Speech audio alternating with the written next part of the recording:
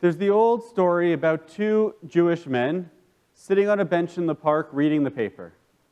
And one of them's looking at their paper and just every article going, "Oi," right? They're groaning. Every article, every time they turn the page, they seem to get in a worse and a worse mood. They seem to become more and more upset. The other gentleman's reading his paper, and as he's turning the pages, he's smiling, he's happy. His friend turns to him and asks, "How can you be happy with everything that's going on in the world? With all of the suffering, particularly of our people, how can you be happy?" His friend says, "What are you talking about?" He says, "Look, it's in the paper here. This is happening, and that's happening, and it's one tragedy after the next." And his friend says, "Well, you're reading the wrong paper. What are you reading?" Well, he's reading the Forward, or it's some Jewish newspaper of some sort. And what's the other friend reading? He's reading Der Stürmer, right? The Nazi newspaper. "Well, how can you read that?" He says, "Well, I read this. Things are looking pretty good. There's no tragedies. We control the banks. We control the media. We control the government. We have all of the money. Life's looking pretty good in this paper." It's an old, but a silly and a ridiculous joke. But I wanted to bring it up because it's what I want to talk about a bit today. A topic that's really quite serious. And as Jews, we've used humor to deal with it for not just decades, not just centuries, but millennia. We talk about anti-Semitism. Even in the Talmud, there's a joke. There's a play on words about Mi Chamocha, who is like you, Adonai, in heaven, who is your power, your might? And the rabbis instead switch it to who is like you among the mute, because God's staying quiet despite all the tragedies that are facing the Jewish people. It's what we've done. It's how we've survived so often, tragedy after tragedy, pain after pain, suffering after suffering, is Jewish humor. And so I want to talk about today something that's been in the news for a while now, a couple of months, something that I've pushed off talking about because I wasn't entirely sure what I wanted to say. But we've seen all the news about Kanye West and his tweets. We've seen the news about Kyrie Irving. And now, this last week, we've been reading all the news about Dave Chappelle after his SNL monologue talking about Kanye West and Kyrie Irving and anti-Semitism, among other topics. Now, I have to be honest. I don't know about you, but when I watched Dave Chappelle's monologue, I thought it was pretty funny. And I know that not everyone agrees with me. I knew watching it, not everyone would agree with me. But frankly, I was a bit surprised to see so much outrage, so many op-eds, so many comments, so many posts on social media from the Jewish community. Because again, humor's always been a way that we've adapted as a people. Irreverence, it's gotten us through some difficult times. And God knows we've had our share and more of difficult times as Jews. But the whole topic of how we deal with anti-Semitism, how we deal with people that say offensive things, is a complex topic. And I'm dismayed when I see it portrayed as really a binary. Someone said this, and now they have to suffer. They should be penalized financially. They should be penalized with their careers. They should be penalized socially. And I'm not sure that it's always the solution. I'm not saying there should have been no consequences for Kanye West. What he said was awful. And his audience makes it all that more scary.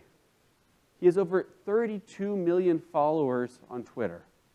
Even if you account for all of those followers that are Russian bots or anything else, he has more than twice as many followers than there are Jews in the world. He has a large audience, and what he says matters to a lot of people. It's impactful.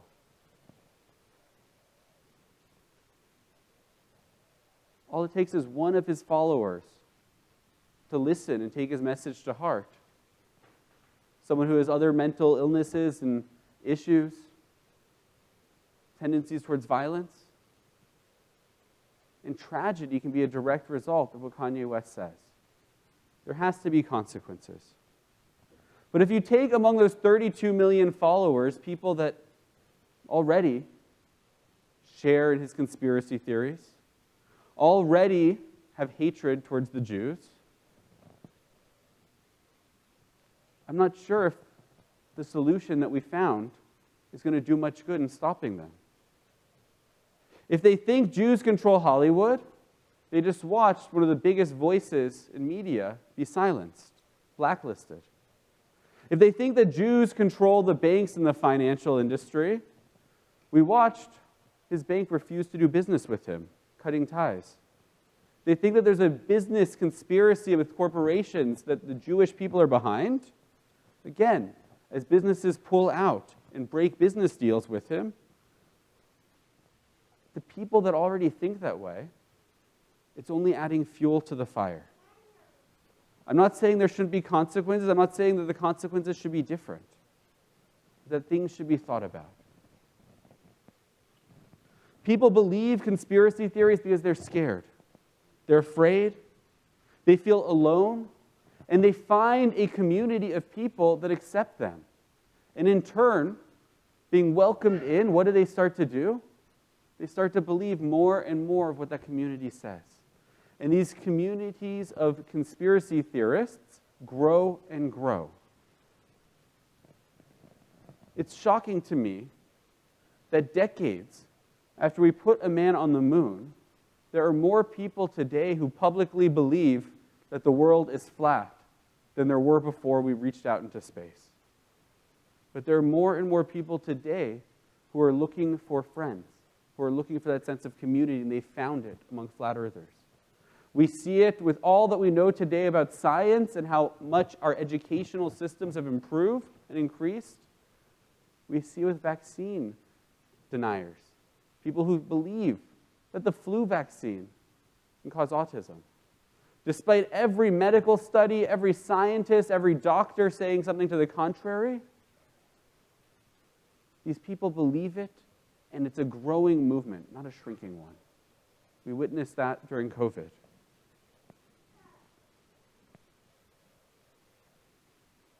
So I don't know what the solution really is. I want to digress. I asked earlier, before we started reading our parsha this morning, Toldot, the story of Rebekah and Yitzhak and their sons Yaakov and Esau, Jacob and Esau, and the blessing and the birthright.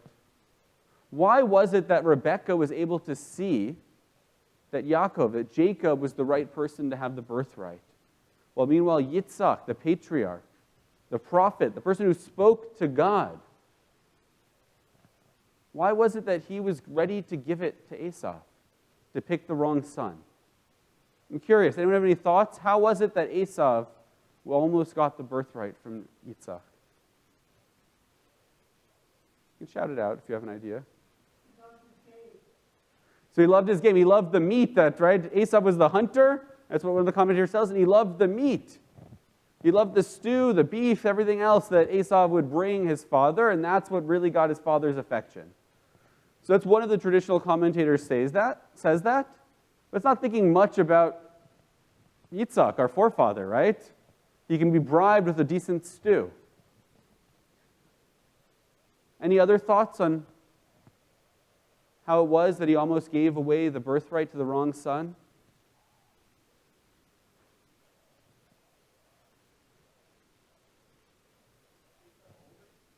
Esau was the older child by just a few seconds, right? The famous story of his brother Yaakov came out, right, holding on to his heel. And you're right, traditionally, the oldest son is the one who gets the birthright.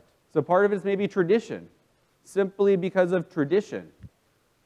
And it's the famous story of the two brothers wrestling in the womb, right? Imagining them flipping around and it being up to the very last moment a question of who was going to get out first. But Esau won, and out of tradition, maybe that's why Yitzhak was going to give it. Another popular comment amongst our commentators, the traditional commentaries, is that Esau was a good trickster. Essentially, he fooled his father. He would come home and he would ask his father questions about halakha, the rabbis tell us, making it seem like he was really concerned with the details of Jewish law, when in practice, he didn't care at all. But he put on a front for his father that his mother, Rebecca, was able to see through, but Yitzhak, the patriarch, was not.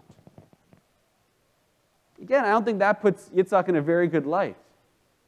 Doesn't think a lot of him. It's almost like, as bad as being bribed with a nice bowl of stew. He was going to do something that would endanger the future of the Jewish people, perhaps end the newfound nation, the legacy his own father had given him, Abraham, because he couldn't see the truth about his own son. He was naive. Rivka, though she lived out in the world, she understood people, and she was able to see through the deception, but not naive old Yitzhak. He was conned, he was hoodwinked, he was bamboozled. Again, it doesn't think a lot about him. Most of our commentators take that approach, that it was a mistake. But in the Midrash Haggadol, there's a story which tells us that Yitzhak actually knew Esav's true character and was very deliberate in his approach. The rabbis look at his actions and say, how could he have been so naive? How could he have been so out of touch? He wasn't. That's the answer. He was intentional, and there was a lesson to be learned from the way Yitzhak acted towards his son Esav. He knew how evil, how wicked Esav was, and he thought to himself, if this is him now, what's he going to look like if he gets rejected by his own father? What's he going to look like? What's his behavior going to be if he is shunned by his family, if he is pushed away? It's the old adage, right? You can catch more flies with honey than with vinegar. And so while Rivka used vinegar, Yitzhak tried the approach with honey. It's an interesting question. How much worse would Esav have been? How much worse could he have been? But in that moment, it solidified the relationship between brothers, between Yaakov and Esav, Jacob and Esau, between the people of Israel and the Edomites, between what the rabbis tell us as Esav's children, Edom, becomes the metaphor for Rome, for Christianity, for the non-Jewish world that we interact with. And in this parsha, that relationship is solidified. A relationship not of brothers loving each other, but of brothers fighting and wrestling throughout the generation.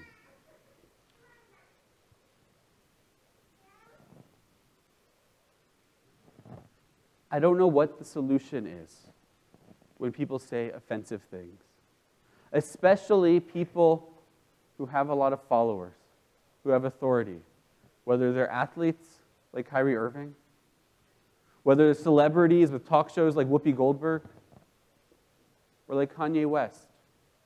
Maybe they're political leaders. We know there are plenty of those around who have rather despicable views. I don't know what the solution is. But for some of these people, like Kanye, clearly he's having a mental breakdown. He is broken away from reality. He's clearly someone who is suffering and needs help. Does that mean he should go unpunished? I'm not saying that. But it's a part of the conversation that I've heard spoken about in op-eds and editorials, but I haven't heard about it spoken enough. I hope he gets help. I hope he can live a happy, a productive, a meaningful life. And I hope he can use his voice to help people rather than to hurt them. But I don't know what the solution is. I'll make it a little bit more personal.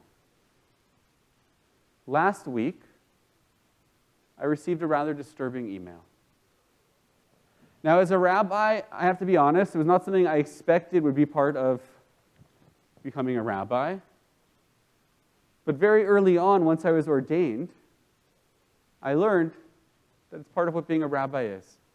You get a lot of weird, crazy, and disturbing emails.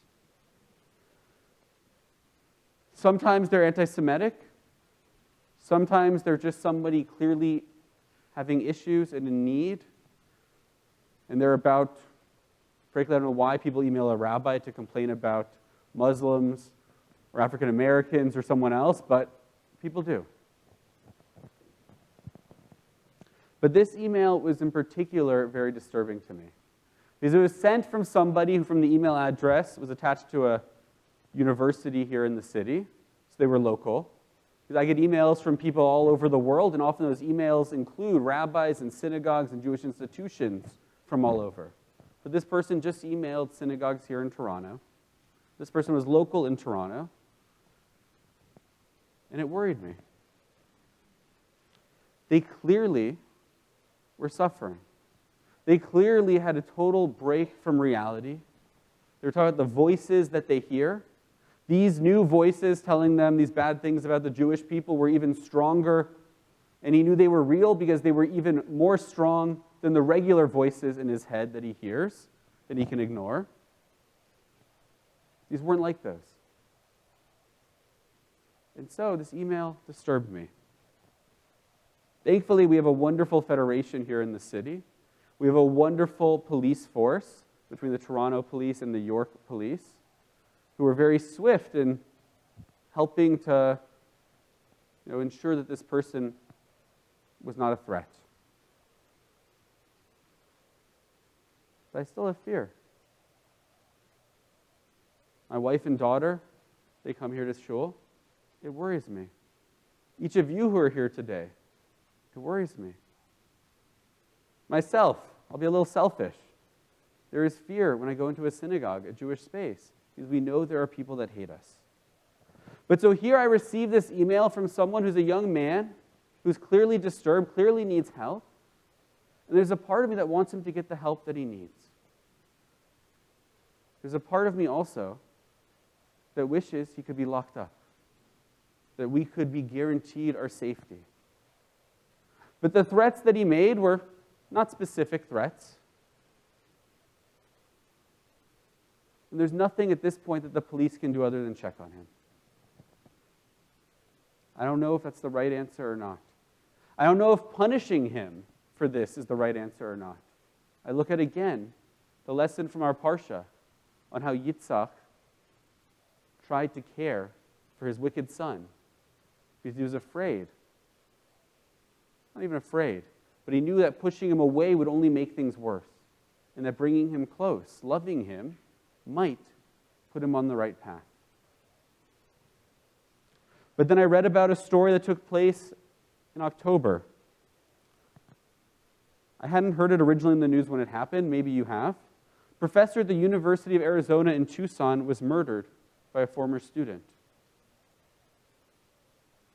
And one of the reasons the student did that is that he believed the professor was Jewish. Interestingly, the professor was actually not Jewish. And in text messages with another teacher at the university who was trying to tell the student that the professor wasn't Jewish, the student responded that this professor was a Jew lover, but he used a different word for it. The police were involved, but there was no actionable threat at the time. The student made general comments like, I hope somebody kills you, but not, I'm going to kill you. And there was nothing the police could do. And now, it's a professor who's dead. Again, I don't know what the right answer is. I don't know what the solution is to get people help who need help, to keep people safe who need protecting. I know that when I hear stories like that, it makes me think about the email that I received, and it makes the compassion that I have for a young 20-something-year-old who's disturbed. It makes that compassion evaporate pretty quickly when I recognize how real these threats really are. Yet at the same time, I look back to that passage, that midrash about Yitzhak, and how he loved Esau, not because he was hoodwinked or bamboozled, but because he saw who he was.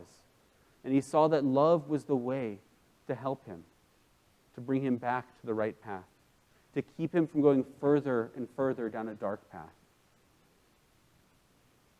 when people use their platforms to spread hatred, there has to be a cost. But at the same time, there has to be an opportunity for learning from it, for teaching them. Someone makes a comment not understanding the full weight of what it means, or posts a movie not really knowing the connection behind it, aware of the history. It's a good opportunity, I think, to educate them, to bring people close. The midrash that the rabbis teach about Yitzhak, it draws on an old Talmudic teaching. Leolam tehei smol docha v'yamin mikarevet. You should always push away with your left hand and draw in with your right. And what does that rabbinic teaching mean? The right hand is seen as the stronger, the dominant hand generally. They talk about when raising a child, when working with a student, in our relationships. When we need to rebuke somebody, we should do it with our left, the weaker hand. There are times that punishment is the answer. There are times that somebody needs to be stopped, somebody needs to be pushed away. But we should do that with the weaker hand. And with the stronger, the dominant hand, we should be pulling people closer. That's the way to bring them together. To bring a student closer to Torah, to bring someone else closer to the Jewish people, to heal relationships, to fix a broken world. I don't know what the perfect balance between these two traits is. But as I watch society move further and further into the one chance, and then you're canceled. One thing said wrong or done wrong, and you should be punished. There should be consequences, professionally, socially, sometimes even within their families. It worries me that we're only using that one hand. We're only pushing people away. And I think Yitzhak was onto something. You think Esau was bad now. Imagine if he had been totally rejected, how bad he might have been. Shabbat Shalom.